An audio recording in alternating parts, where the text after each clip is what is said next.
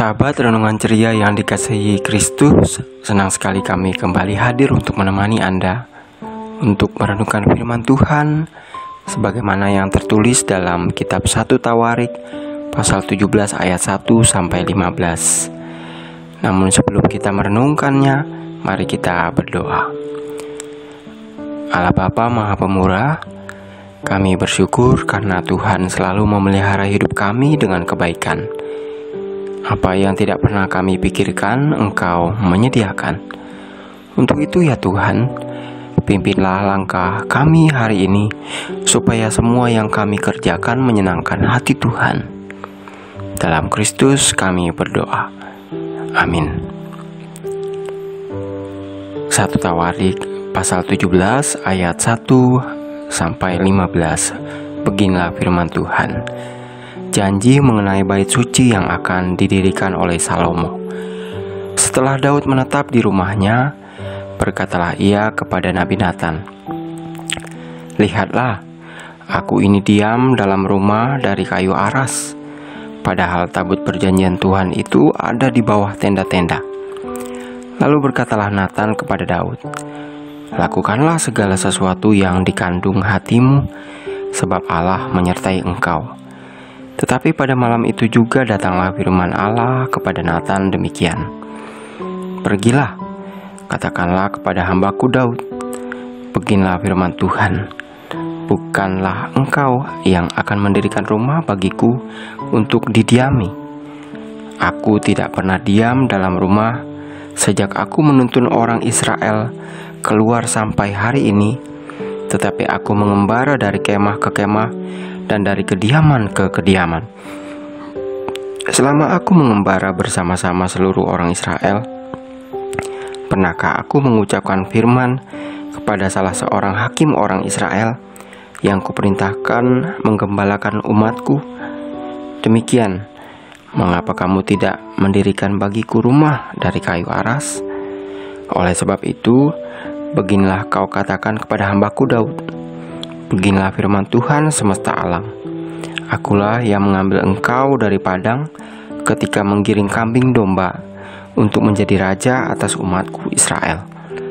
Aku telah menyertai engkau di segala tempat yang kau jalani dan telah melenyapkan segala musuhmu dari depanmu.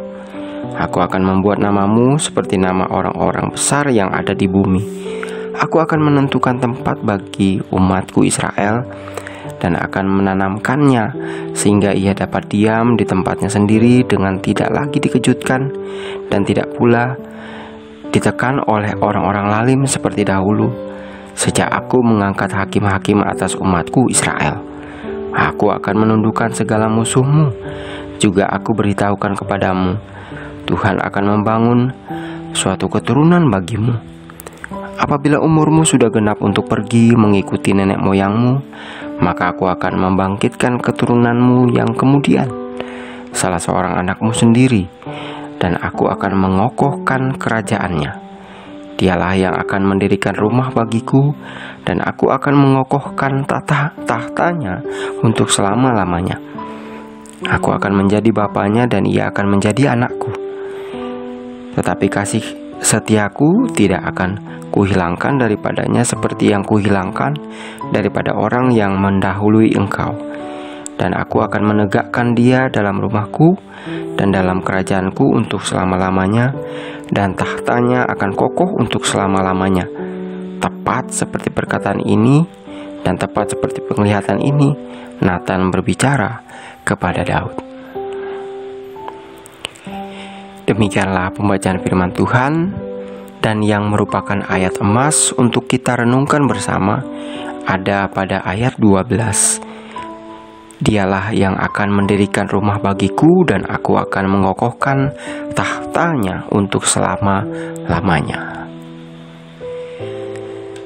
Berdasarkan ayat tadi, saya mengajak saudara untuk mendengarkan renungan yang berjudul "Cara Tuhan Menjawab Kerinduan Kita". Sahabat renungan ceria yang dikasihi Kristus, mungkin saudara pernah bernazar atau berjanji kepada diri sendiri agar suatu hari kelak bisa mempersembahkan sesuatu bagi rumah Tuhan. Saudara mungkin berencana untuk membelikan sebuah gitar agar bisa dipakai untuk mengiringi puji-pujian, atau beberapa bunga yang cantik untuk menghiasi pekarangan rumah Tuhan.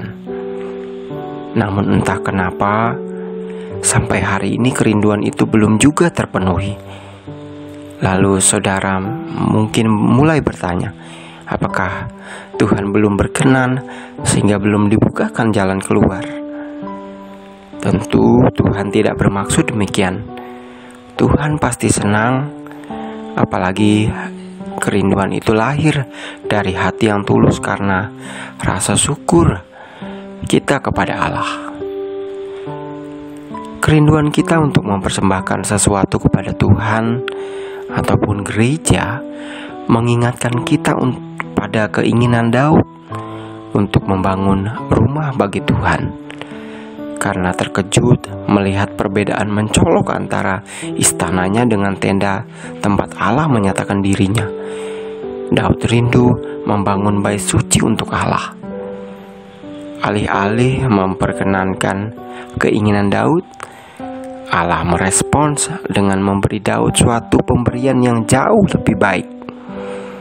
Allah berjanji bukan saja salah satu anaknya Daud, yaitu Salomo, akan membangun bait suci. Ia juga akan membangun keturunan atau dinasti bagi Daud. Janji tersebut dimulai dari Salomo dan digenapi pada puncaknya dalam diri Yesus yang tahtanya benar-benar kokoh untuk selama-lamanya. Daud ingin memberikan sesuatu kepada Allah dari miliknya yang terbatas, tetapi Allah menjanjikan sesuatu yang tidak terbatas. Sahabat renungan ceria yang dikasihi Kristus seperti Daud, kiranya kita selalu tergerak untuk memberi kepada Allah karena kita bersyukur kepadanya dan mengasihinya. Lebih daripada itu, kiranya kita selalu melihat betapa jauh lebih melimpah pemberian Allah kepada kita di dalam diri Yesus Kristus. Sahabat renungan ceria yang dikasihi Kristus, ingatlah, Yesus Kristus yang dikaruniakan Allah kepada kita jauh lebih bernilai daripada semua hal yang pernah kita terima. Tuhan Yesus memberkati. Amin.